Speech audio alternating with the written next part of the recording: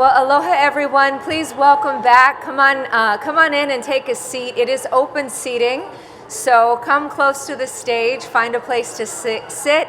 If you're sitting with new people, we welcome that. Again, we want you to make connections, make new friends. So come on in, come have a seat. We want to get our program started.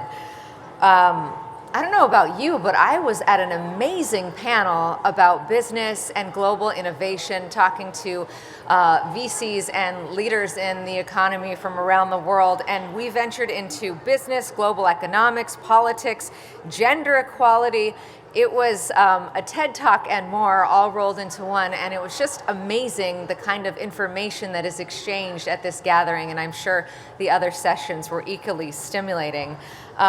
You know, we really want you to take a moment right now and just reflect on the amazing morning that we had and late afternoon, on the invaluable connections and conversations that we've all been engaged in, just how meaningful these partnerships are. We're not only building community and connection among one another, representing, of course, ourselves, our communities, our companies, but also just gathering such interesting information and knowledge, and that really is what USJC is all about. So. It's really a wonderful foundation for world peace and prosperity, which is our focus, of course, and is the focus of the next leaders that we're going to be hearing from. The United States and Japan, as you know, share a deep history, especially when it comes to here in Hawaii.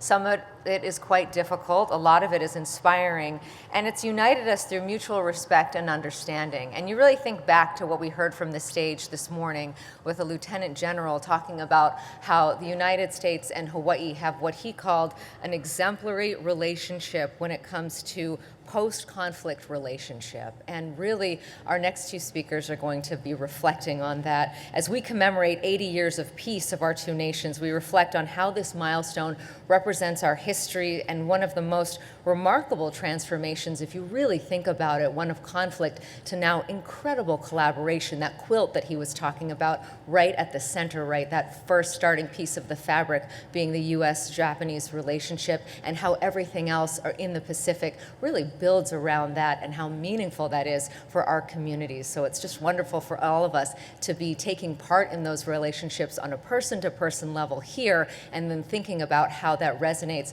in the wider global community. I am honored to introduce now two distinguished leaders who exemplify that enduring partnership. First, Governor Josh Green of here in Hawaii. He's been a driving force in promoting the well-being and prosperity of our state through initiatives in affordability, housing, healthcare, and of course, climate action with the green fee that he signed into law this past legislative session. Governor Green actually just got back from Japan this morning, so we'll have to give him a little grace if he is a little jet lagged, and we really appreciate him taking the time to get off the plane and head straight here. Also coming to this stage, I'm honored to introduce Governor Hidehiko Yuzaki of Hiroshima Prefecture. He's a leader dedicated to fostering global peace and prosperity. His message at the Peace Memorial Ceremony on August 6th encouraged all of us to reflect deeply on our shared responsibility to promote global peace. And I know I heard that echoed from this stage throughout the day, and I know we all share in that objective as well. This special dialogue will be moderated by Sachi Hamai, former Chief Executive Officer of Los Angeles County and the current chair of the Board of Directors at the U.S.-Japan Council. We know it's going to be a great discussion. Let's welcome all three now.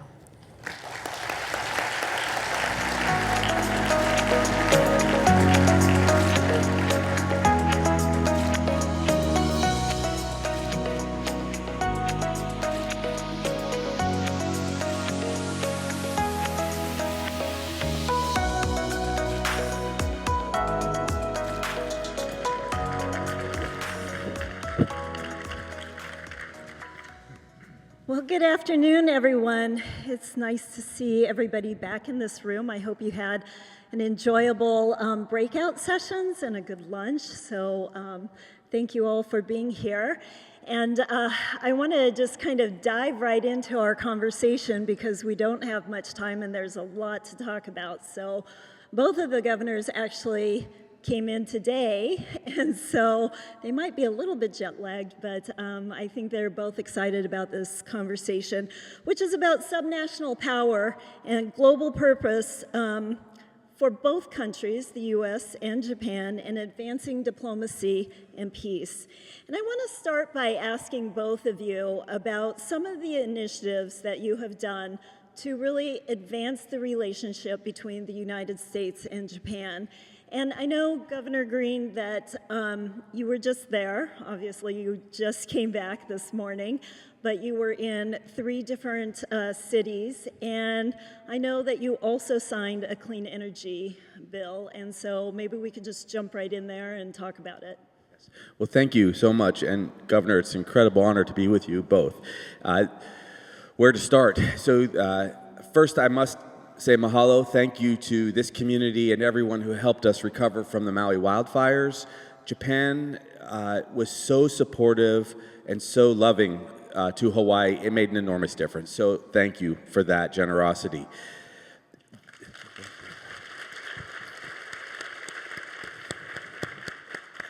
There could not possibly be a more important partner for Hawaii than Japan.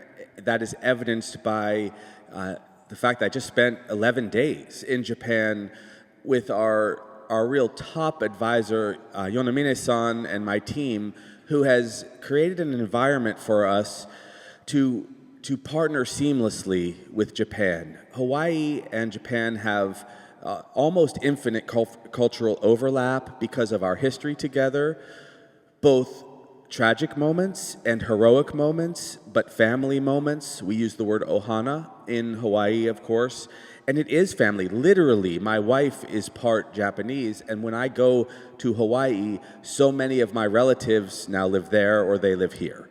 So we look for every opportunity now to advance our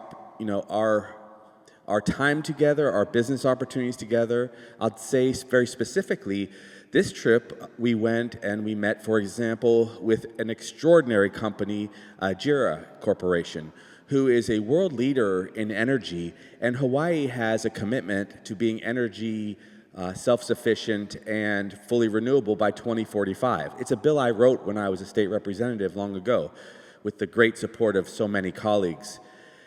JIRA now is in an agreement with the state of Hawaii to be our tactical collaborator, to actually bring new ways to form a bridge to that renewable future in 2045. I will also mention that just weeks ago, JIRA entered into a relationship with the federal government also, which I was very pleased to see, because it means that I will be able to capitalize when I go next week to see the Secretary of Energy in Washington, D.C., and share that we have the same purpose to have that bridge to be renewable, to lower costs, to, in this case, very likely use LNG, in addition to all the other things that JIRA can advise us to do, so that our costs of living come down and that we can have a much softer footprint with oil. Because right now, Hawaii is purchasing most of its oil from Libya, if you want to know the truth, which is shocking. It used to be Russia, and it is not a lot better to be buying your oil from Libya, I can tell you. So we would much prefer to have this partnership with JIRA. And then we also didn't just focus on energy, though we also went to Okinawa and signed a continuation of our relationship with the governor of Okinawa to add 5 years to our renewable portfolio plans. And again, it was because we share the same values of family and the planet, putting the planet first. So extending that relationship was great. And in the middle, we took time to be with Tokyu Corporation, another very strong potential partner for us to build housing along the TOD. We need housing very badly for our people because young people who can't afford to sustain a life in Hawaii often have to leave for the mainland. And so by doing that, seeing also, our dear friend, Mr. Yanai-san, who has the capacity to do many things and to build housing and to work with Daiwa House, you can see our strategy, which is to lean very heavily into our relationships because they are culturally relevant and use those relationships because there's such incredible intellect and resource in Japan who is now committing to invest extra in the United States. We can use that to have Hawaii be the door rather than it having to go perhaps to the mainland. And so That's my overall approach, but I'm so grateful to those of you who are in those companies, who have introduced me to Mr. Yonamine, and frankly to these extraordinary governors who have been absolutely supportive of my family and my state. Great, thank you. Governor Yuzaki, also I want to ask you about some of the initiatives that you have been busy working on in terms of with the relationship with the United States. Yes, well, thank you very much, and I would also like to thank USJC to invite me to here. It's such an honor to be able to speak at the. Is this like a closing session? You know, and you know, it's always great to come to Hawaii. I search for every reason to visit Hawaii, right? So, you know, this time I'm only staying one night, but, you know, still it's really nice to... we will give you many reasons, Governor, I promise. Well, you know, the relationship between Hawaii and Hiroshima started about 140 years ago. First immigrants arrived. You know, it's pre-state, you know, it was still the kingdom of Hawaii when the first, I think, the group came to Hawaii. And still, my understanding is like places like Hilo, the official Japanese like a Hiroshima ben, you know, people still, you know, speak the Hiroshima ben there, although, you know, they're like a fourth and fifth generation now. But so we have very, very long history, and also the state of Hawaii and Hiroshima Prefecture has a sister relationship agreement. I think that was done about 40 years ago. And, you know, we've been doing a lot of exchanges between Hawaii and Hiroshima. And most recently, you know, after I took office, and it's already 16 years. Only 16 years. Goes by too quick, right? Yeah, you know, I was very lucky to work with the all of the governors during my tenure, over 16 years, and we made an economic exchange agreement, and also we made an educational exchange agreement. And there's some that initiative that we made. One of the initiatives we made is you know, global leader, young global leader program. The business leaders, the young business leaders of Hawaii and Hiroshima will go back and forth and learn from each other. You know, and we share kind of a common issues, like the young leaders are like, you know, moving out of Hawaii, and the young leaders in Hiroshima is moving out from Hiroshima to like mostly Tokyo. So we have this common issue, and creating really good business for new generation is very important for local economy, and we are learning from each other. By, you know, learning the business in Hawaii and learning business in Hiroshima, you know, respectively.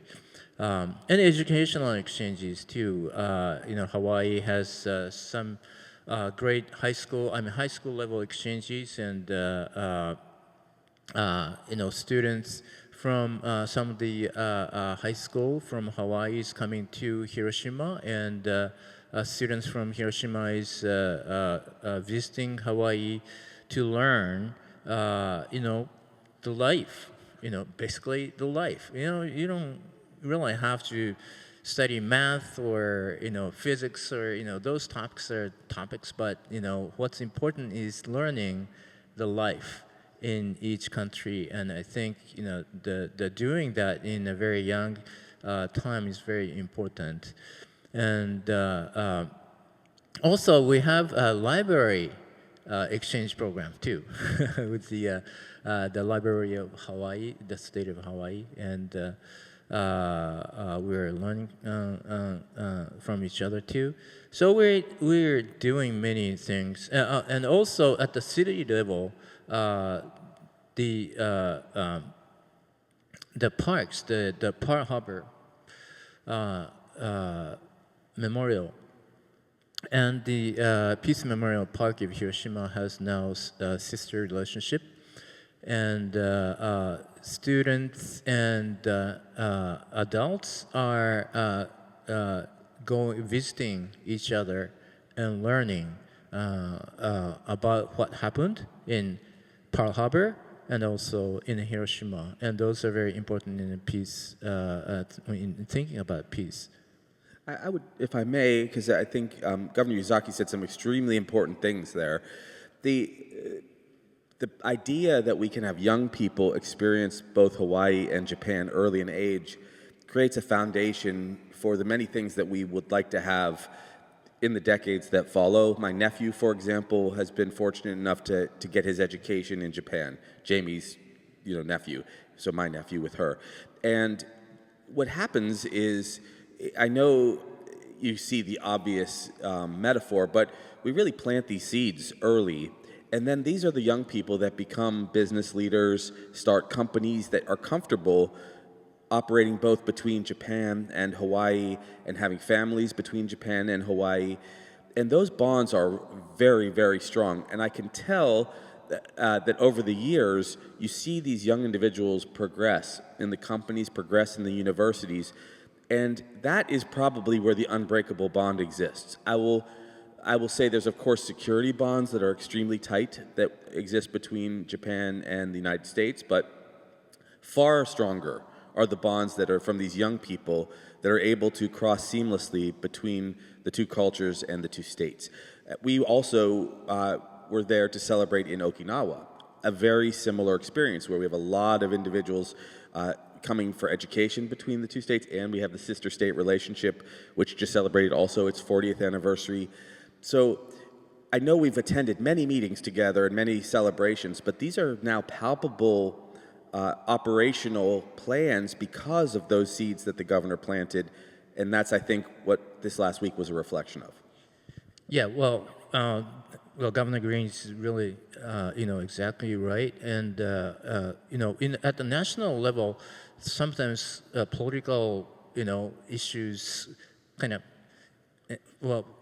people are entrapped with the political issues and right now, like tariff and etc. And sometimes the relationship become very difficult, even between U.S. and Japan. But this, the session's theme is subnational power, and we don't have to worry about those political issues, and we will make the real foundation for the real relationship between the two countries, and that will certainly serve as the real strong bonds that will not be breakable by kind of superficial political things between the national level relationship. And so this goes, the relationship between Hawaii and Hiroshima, or Hawaii and Okinawa, or you have many other relationship with some other prefectures, but those will really again be the foundation of the two countries. Yeah. And I think it's so perfect to hear from both of you and talking about at the next generation and the younger generation developing these bonds and friendships that are lasting, and that's what U.S.-Japan Council is really about. And as we move forward into the Leadership Institute, we hope that there are more and more relationships that are built by the younger generation that will sustain both countries as we move forward into the future. But I do want to pivot a little bit because today's sessions were also about peace. And I want to go back to you, Governor Yuzaki, because on August 6th, you did a speech, a very powerful speech about peace. And I want to talk to you a little bit, and maybe you could talk about it. It was the 80th anniversary, and I'll let you speak to that. Yes, well, thank you. Actually, I'm very surprised. I've been surprised the feedback that I've been getting about my speech this year, I thought I was, I try to make it good every year. I try to do that, and it's really tough though. And my intention is to, it's a speech. Speech is speech, and it's not a physical power, right? So you have to really careful and try hard to move people's feelings when you make a speech, and otherwise, there'll be no impact. And what the meaning of impactless speech at the peace ceremony in Hiroshima. So it's always a difficult task, and this year was too. But I've been focusing in past several years on the deterrence, what deterrence means, especially nuclear deterrence. I'm not denying deterrence itself in the national security. We do need a deterrence to prevent wars, but nuclear deterrence is very fragile and dangerous. I mean, historically, deterrence has always been broken. I mean, this is some part of my speech, but since the Greek time, there's always been deterrence between two, opposing forces, and the deterrence has always been broken. So we have to be prepared for that. If the nuclear deterrence is broken, then that will mean almost the end of the humankind or entire Earth. So we have to realize that part of the danger of the nuclear deterrence, and the only way is to physically remove the nuclear weapon, and that's the only way to make sure that if the deterrence breaks, we still are able to survive. So that's the message that I wanted to deliver this time. And I think I was a little bit successful this year because I've been getting feedback from all over the world. So thank you very much for touching up on that. It was very good, and if you have an opportunity to go online and look at the August 6th speech that he gave, it's very moving, very emotional, so you did touch the heartstrings of many around the world, and I think that's what we're seeking is deterrence and peace. And then I want to turn to you. Thank you, Governor, for that. And thank you, that was great. Yes.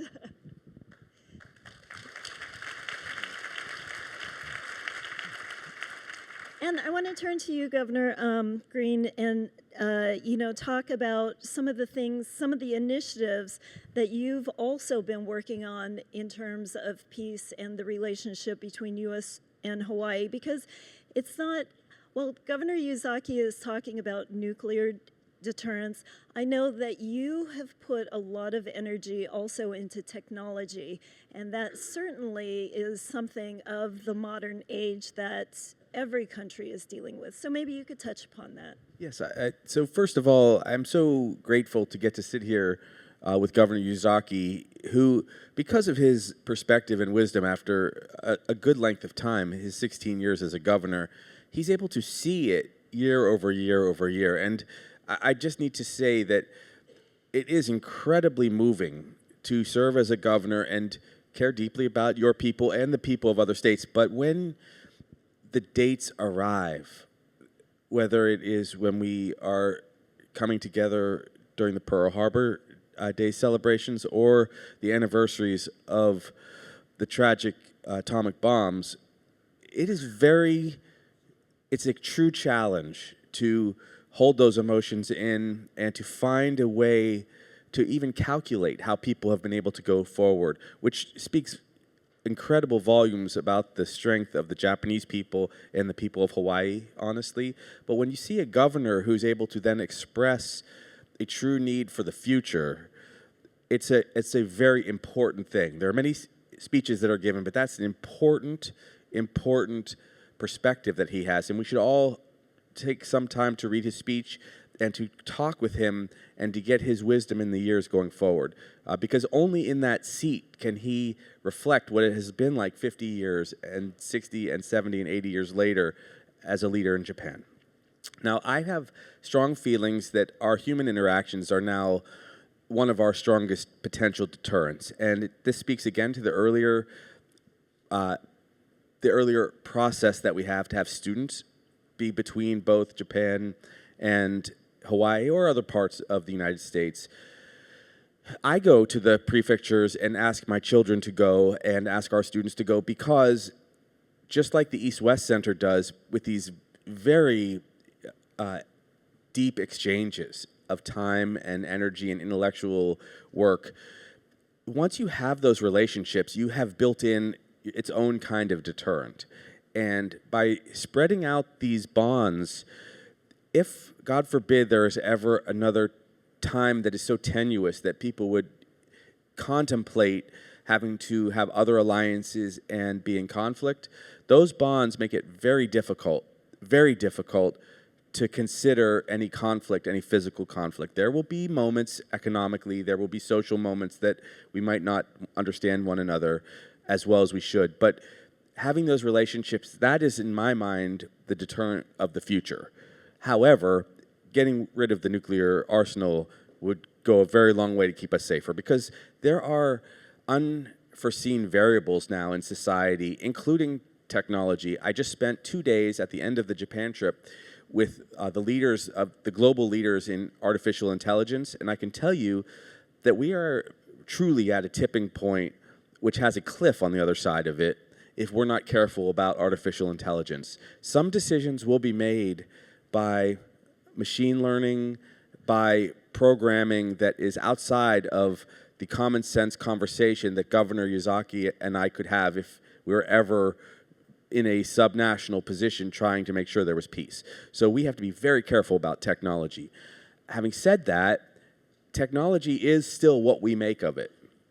And we in Hawaii have spent a lot of time over the last 3 years in my administration working with NEC because we have global concerns about irregular moments that could cause trouble, people coming into one or another's country that might destabilize what we do. So NEC has been a very good partner.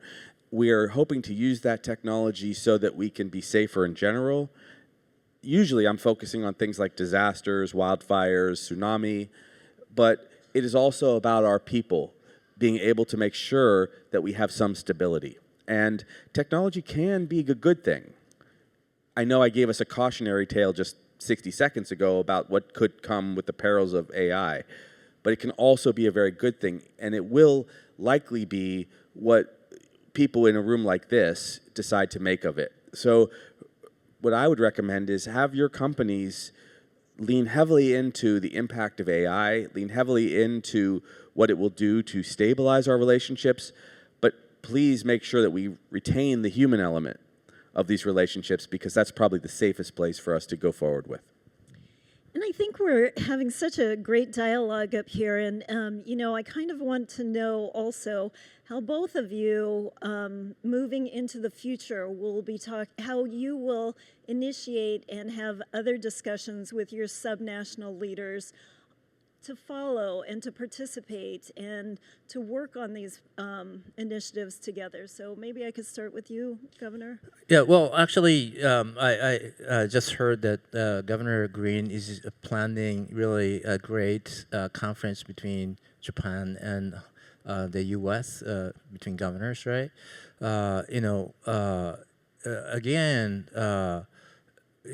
are not really concerned with the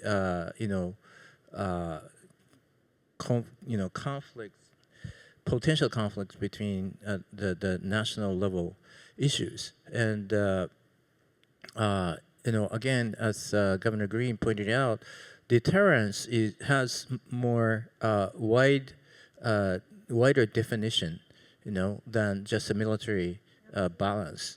And the element of human element is very of course, important. There are economic element, human elements, and diplomacy, technology dependence, and many aspects of deterrence.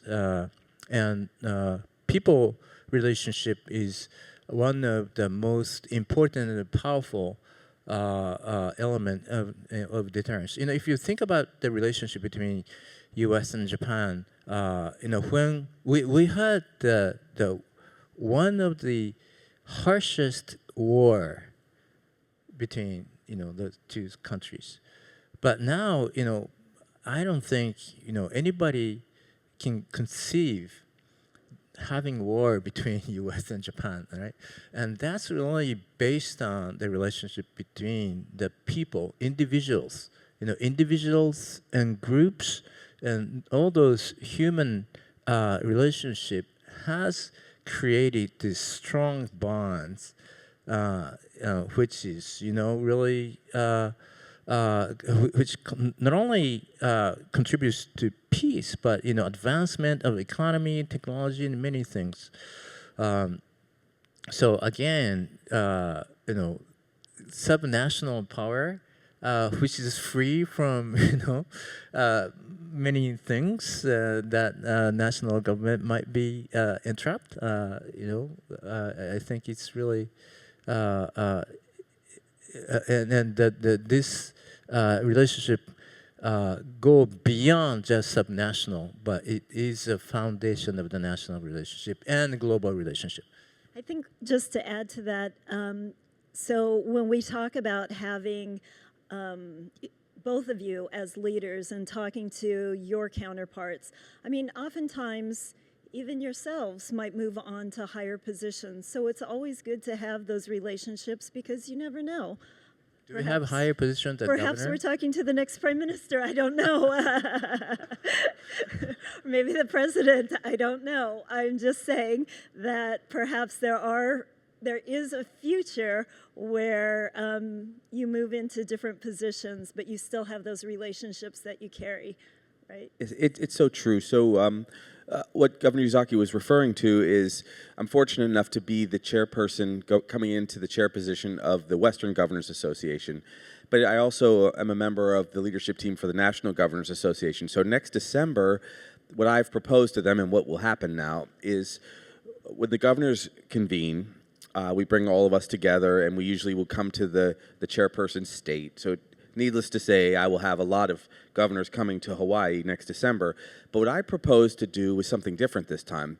Because of the great fortune I have of having relationships with governors like Governor Yuzaki and the governor of Okinawa and the governor of Fukuoka and so on, I'm going to be inviting the governors of Japan to meet with the governors from across the United States of America. And we will have the opportunity then to have this conversation, perhaps about deterrence, because I will have the veteran governors, like Governor Yuzaki, be able to talk to younger governors, not in age, but in experience, and talk to them about what he has learned. And we can talk about also the business opportunities that we have together, and we could talk about the cultural exchanges. But I think this will be one of the first times, it will certainly be the first time the National Governors Association ever does something intentionally with the Governors Association of Japan. And I think it's going to be an extraordinary opportunity for all of us to come and attend, and we would humbly ask you to do that.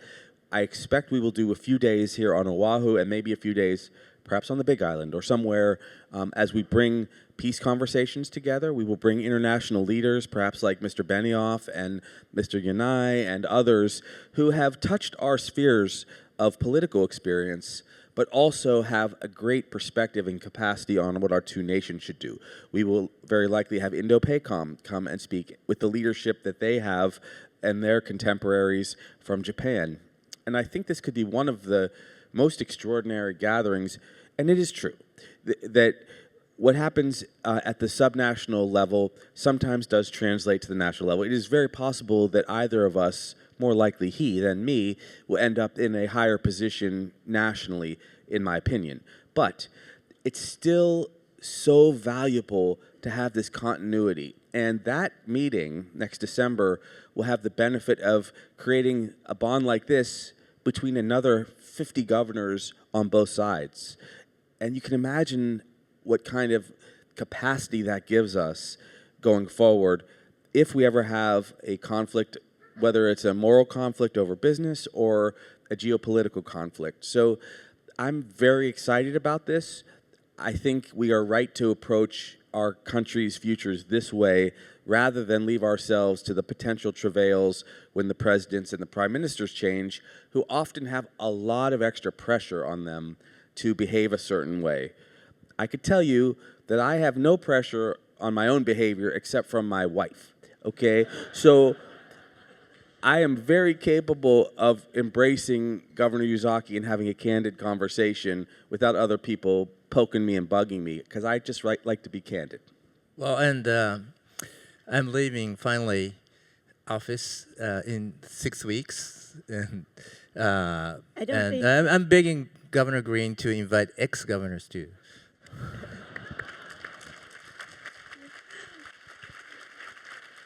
Well, that was all news to us since we arrived in Hawaii, and we want to thank you for all the hard work that you have done over your 16 years, but we see that there's more to come for you.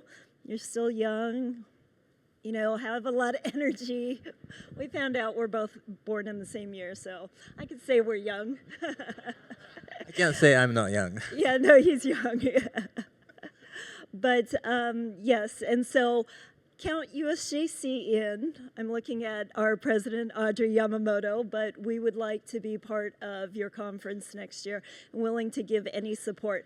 I know we are running out of time, but I want to just give one final opportunity for each of you to make a comment, because our conference, which, we are at capacity at this conference, but we have a number of our next generation leaders. And I listened to this morning's opening session, and, there were words of advice for the next generation. So if I can I have you each say one comment to the leaders that will be running each of our countries someday, each of our corporate businesses, each of our communities. So I'll leave the final words with, we'll start with Governor. Yes, okay. Well, thank you for that. What I would like to share, there's much advice to share with young leaders, but the one piece of advice I would like to give is know yourself very well. I don't recommend one ideology over another, conservative or liberal, but know yourself and know your values very, very deeply and strongly, and they will guide you to a successful career. If you don't know yourself well before you get into leadership positions in your company or in your government, you are vulnerable to the outside pressures of the world, too vulnerable to lead properly. But if you know yourself very well, and I took a lot of years studying medicine before I went into government, it was better for me as a leader that ultimately ended up as a governor, because I was able to use my own values to determine what we should do for our people. And so that's my advice to young people. Thank you. Great advice. Governor Yuzaki? Yes, well, thank you very much. Well, I'd say, there's a Japanese word, goen. Goen is a bit difficult to, translate, but a kind of a relationship, that happen between people. And the value goen, goen is very important. USJC meetings, sometimes, people think, okay, well, this is a social event, and sometimes, it's troublesome, and, okay, mendokusai, or other,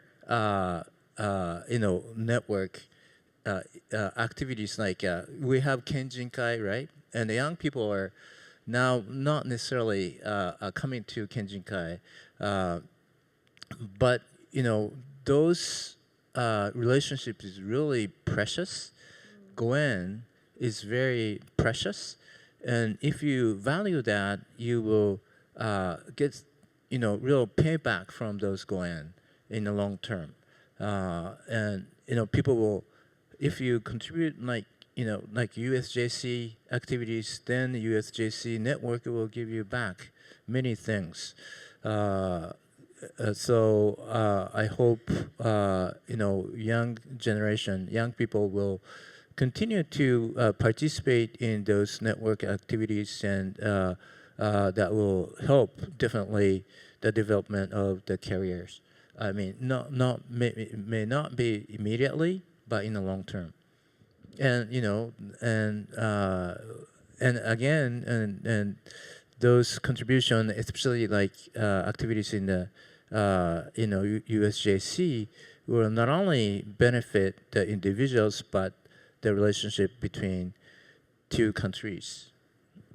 That's great advice as well. So I just want to thank both of you. It's been an honor to moderate this panel with both of you. So thank you so much. I know you're a bit jet lagged. You both flew in today. So again, thank you. Please give them a warm round of applause.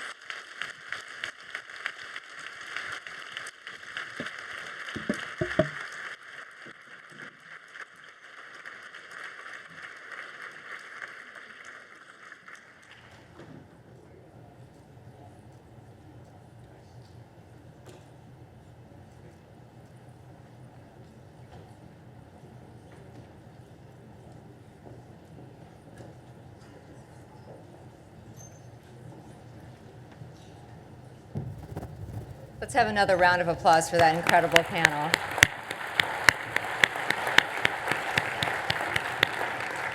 As I was sitting off stage and I was listening to the heartfelt exchange between those two gentlemen, I was really reflecting on that phrase that I think all of us have heard, "I am my ancestors' wildest dreams." And if you think about the 80 years that have passed, what we are celebrating, what we are building on today, if you think about the path to peace and what the people who were living in that time 80 years ago, if they could witness what we just saw on this stage, just to think about that journey that we have taken and all that we are building on today, it really is remarkable, and it is so heartwarming to see. So I know that I was touched, and I hope that you all are as well. Our next distinguished speaker is an alumnus of the 2022 TOMODACHI Story Jam for Youth with Disabilities program. He's an entrepreneur dedicated to supporting language learning and cross-cultural exchange. His leadership and Voices of Tomorrow continue to building peace and a more connected world. Please join me in giving a warm welcome to Dan Ito.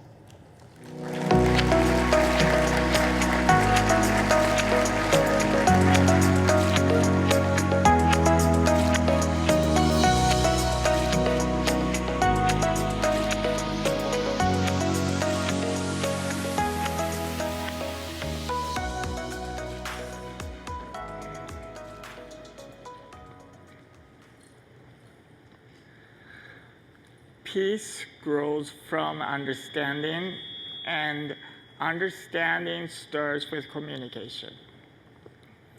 Aloha, everyone. I'm Dan Ito, a Tomodachi alumnus.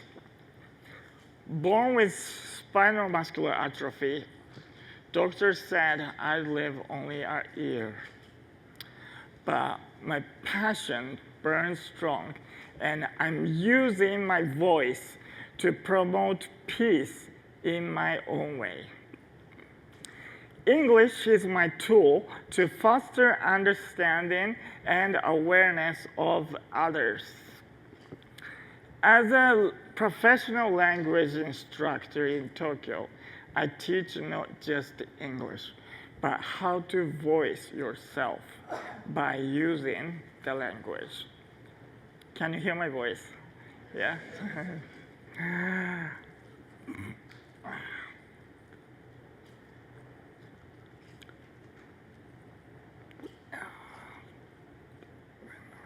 It's moving when my students tell me that learning English broadened their perspectives and changed their lives. In 2022, I joined the TOMODACHI program, where I learned to harness my voice by sharing my story. After the program, A fellow participant reached out to me saying that she wanted to be like me. She said that she had given up expressing herself, but seeing me actively voicing my opinion with my fluent English and confidence, she hoped to do the same. I told her, if I can do it, you can too. She now learns English from me to further her career to communicate confidently with foreign customers. She tells me that she never gives up anymore and isn't afraid to voice herself. This friendship has brought me to the realization that I can create peace by giving hope to others. English allowed me to break down barriers to connect with others, and now I help others break down their own barriers to create a deeper understanding of one another. Every voice is unique and valuable. My body continues to weaken, but my voice stays strong. I'll keep using my voice to expand my world, and I urge you to use yours to build peace with me. Thank you, arigatou gozaimasu, and mahalo.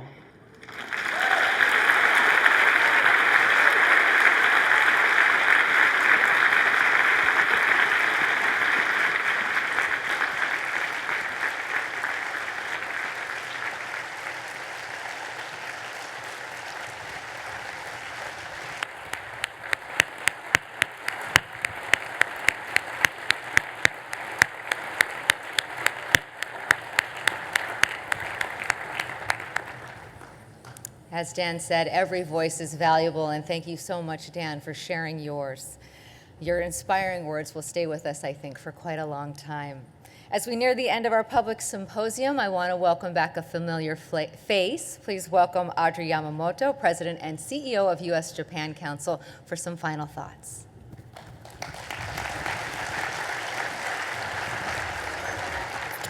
Thank you so much. And I just want to reiterate how grateful we are to have someone like Dan here to leave us with such incredible inspiration to end an incredible day. I think, as he said, if he is pushing to use his voice, we have no excuse not to be doing that ourselves. And so I just am wrapping up the day with a sense of gratitude. I'm really grateful that USJC has a commitment to ensuring that we're continuing to invest in that next generation, starting in high school and college, to enable leaders like Dan to find their voice. That includes a $27 million endowment that's been made possible by Mr. Watanabe, who is here with us today.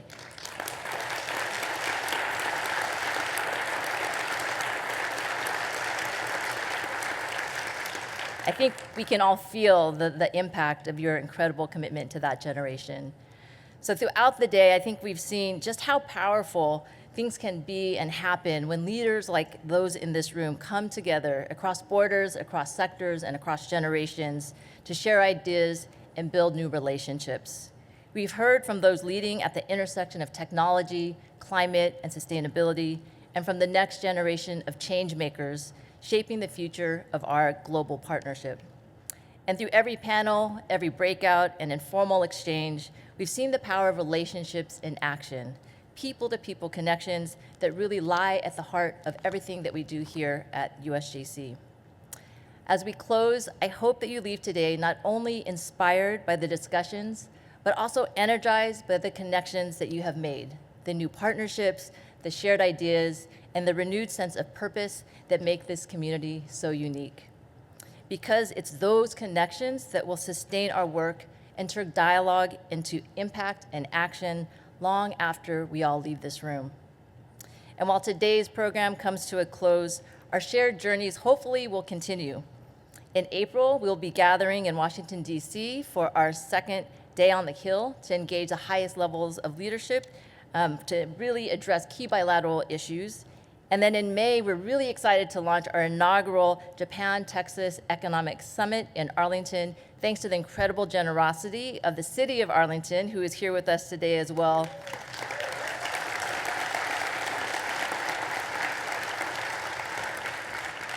Thanks to their commitment, this will be the first of many summits that we'll be having over the next 3 years to really foster the relationships between Japan and Texas.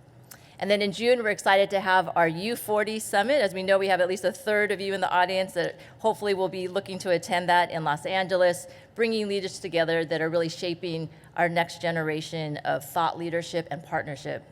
And then finally, in October, hopefully you will all mark your calendars. Make sure you buy your tickets early in case we have another wait list. We'll be back in Tokyo for our annual conference. And there, when we have it in Japan, it truly is one of the largest bilateral gatherings that are enabling us to continue to strengthen the U.S.-Japan partnership. So as we look ahead, I hope that we will carry forward the spirit of this day, the conversations, the connections, the curiosity, and let's keep charting new paths for peace and prosperity. Let's continue to nurture that next generation of visionary leaders, and let's continue to forge our future together. Thank you again for joining us. I hope to see you again soon. Mahalo.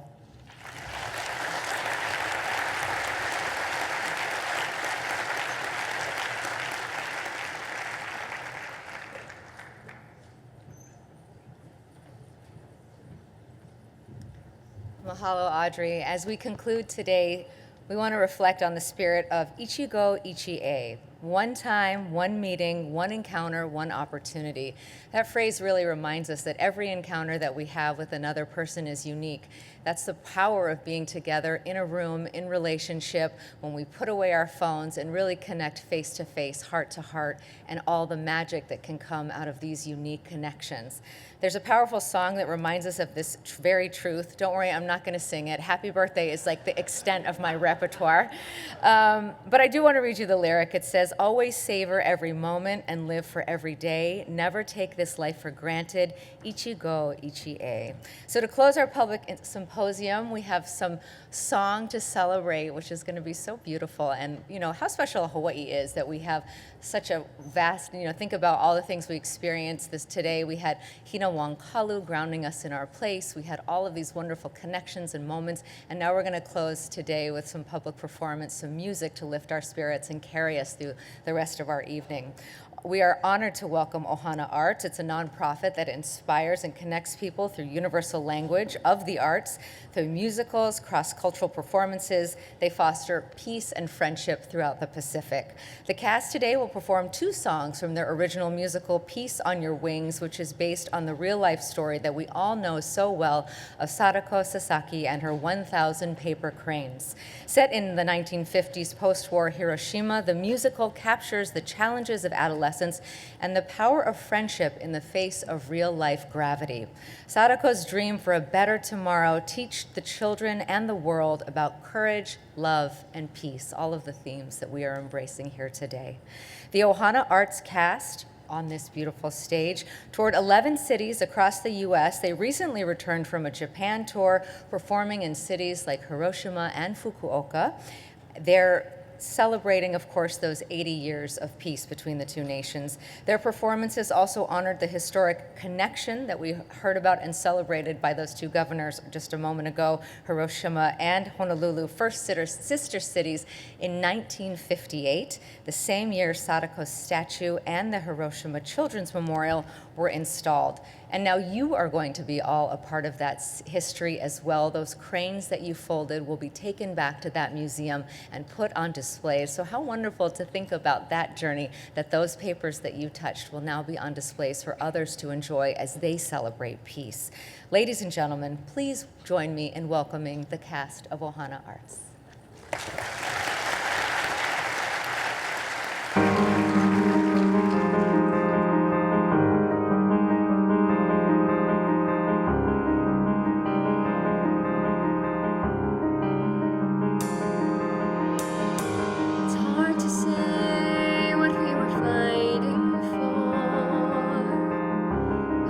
Suddenly, it doesn't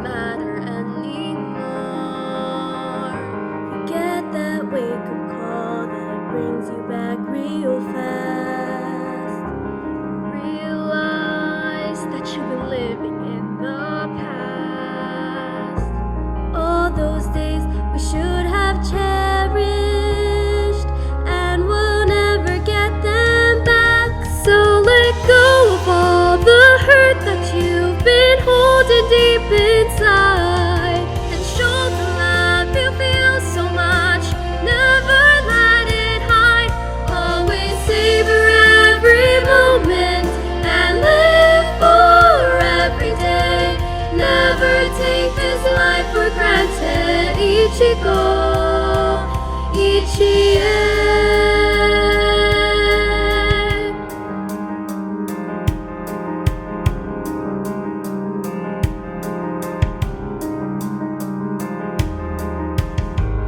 All the memories and time with you I lost, and all that friendship, this hurt and anger cost us, makes my heart ache with sorrow deep and real.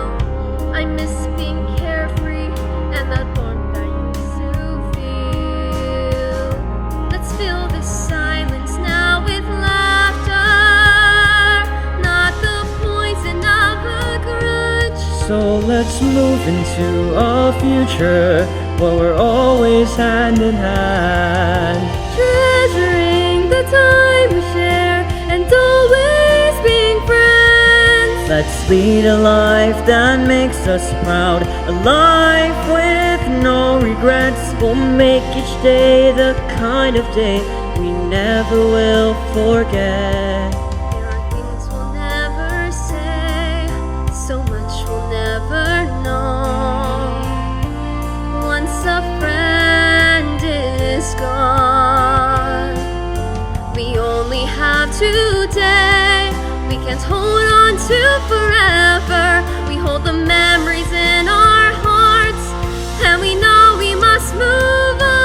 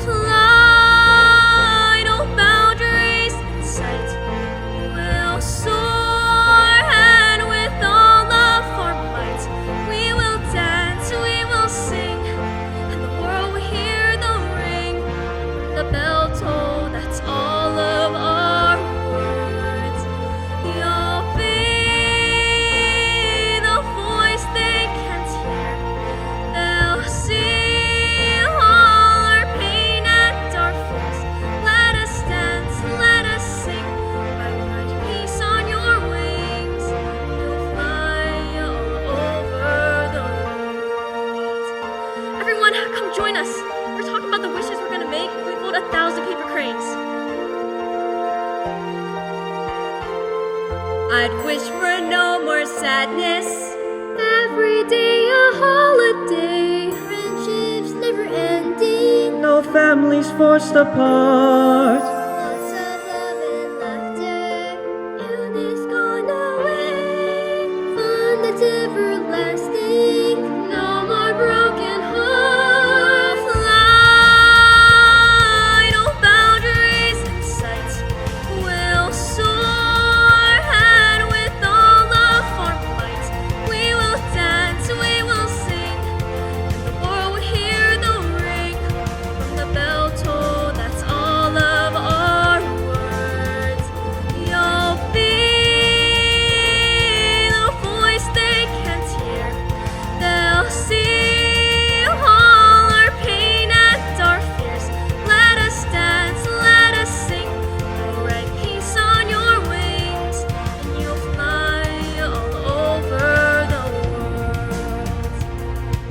The world can be hard and cold. You're the light that gives us warmth, the soul that brings us hope. Together we will listen, show us, lead the way. We must keep believing, never stray. You'll fly, so surround with all of our hearts. We will dance, we will sing, and the world will hear the ring from the bells. Oh, that's all of our words. You'll be a ring, and we will see all our king and our king. Let us dance, let us sing. You'll write peace on your wings, and you'll fly all over. Let us dance, let us sing. You'll write peace on your wings, and you'll fly all over the